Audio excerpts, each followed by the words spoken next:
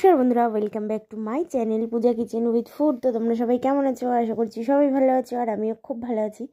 তো আজকে বানাবো একদম সামান্য তরকারি দিয়ে রুটি, পরোটা, লুচি খাওয়ার মতো আলুর তরকারি। তো দেখতেই পাচ্ছ কড়াইতে এক ফোঁটা তেল দিয়েছি নামমাত্র। তো দেখো তেলটার মধ্যে দিয়ে দিচ্ছি অল্প একটু কালো জিরে।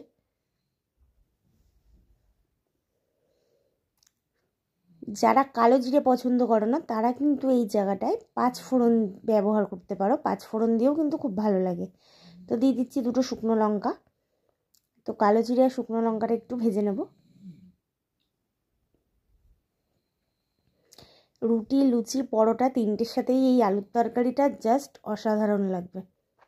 তো তারপর দেখো ডুমো ডুমো করে আলুগুলোকে কেটে নিয়েছি, যেমন আমরা আলু পোস্তর আলু কাটি ঠিক সেইভাবে।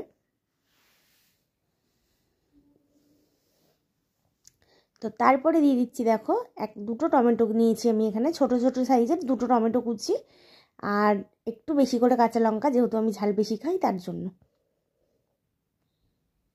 তো আলু টমেটো আর কাঁচা লঙ্কা দেওয়ার পরে দিয়ে দিচ্ছি এর মধ্যে অল্প একটু নুন। যেহেতু আমরা এটা আজকে পরোটার সাথে খাবো, তো নুন তো সেই বুঝেই দিতে হবে। রুটির সাথে একদম পরোটা, রুটি, লুচি সব কিছুতেই অল্প নুন থাকে, তো নুনটা সেই বুঝে অল্প দিই। তো তারপরে দেখো একটুখানি পরে নাড়াচাড়া করে এইভাবে টমেটোগুলোকে প্রায় গলিয়ে নিতে হবে। টমেটোগুলো গললে কিন্তু একটু টক টক ভাব আসবে, আর স্বাদটা কিন্তু বেশি ভালো হবে। তো একটু দেখো সময় নিয়ে আলুটাকে ভালো করে একটু ভেজেও নিলাম। দেখে বুঝতে পারছো নিচে লেগে যাচ্ছে, কেননা তেল অনেকটা কম। তো যাই হোক, এই আলুর তরকারিটা তেল একদম না দিলে, মানে একদম অল্প দিলেই ভালো লাগে, একদমই তেল বেশি দিলে ভালো লাগে না। তো তারপরে দিয়ে দিচ্ছি দেখো অল্প একটু হলুদ।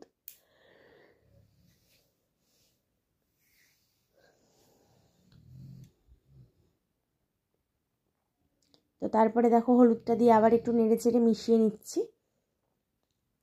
তো এবার আমি এতে দিয়ে দেবো জল। একদম সিম্পল, খুব জোর হলে 10 থেকে 15 মিনিটে কিন্তু রান্নাটা হয়ে যায়। যদি হাতে সময় না থাকে একদম অল্প তেলে এইভাবে আলু চচ্চড়ি করে নেবে, তো রুটি, লুচি, পরোটা তোমাদের সব কিছুর সাথে ভালো লাগবে। তো দেখো তরকারিটা ফুটে গেছে, তো এরকমভাবে একটু নেড়ে দিচ্ছি।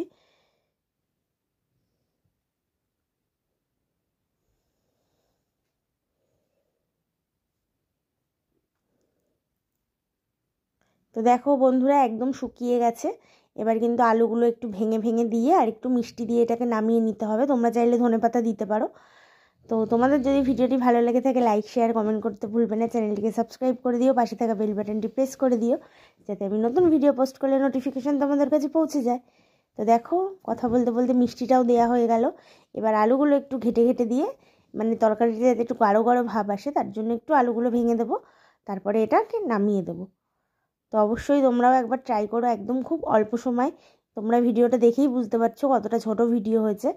তো একদমই অল্প সময় লাগে এই তরকারিটা করতে। সকালবেলা যারা হাতে কম সময় থাকে তারা অবশ্যই এইভাবে ট্রাই করো। তো দেখো এটা একদম হয়ে গেছে, এবার আমি এটাকে নামিয়ে নেব।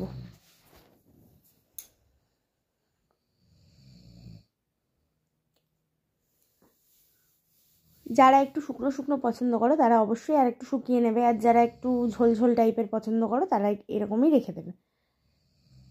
তো আমি এইরকমই নামাবো, কেন আমার একদম শুকনো হলে হবে না, একটু হালকা ঝোল ঝোল ভালো লাগে, তার জন্য আমি এটাই নামিয়ে নিচ্ছি।